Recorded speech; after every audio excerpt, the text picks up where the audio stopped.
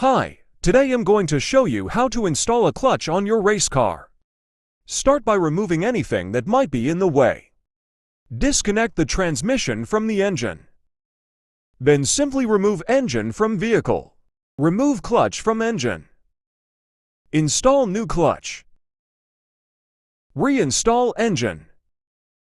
Then let her rip.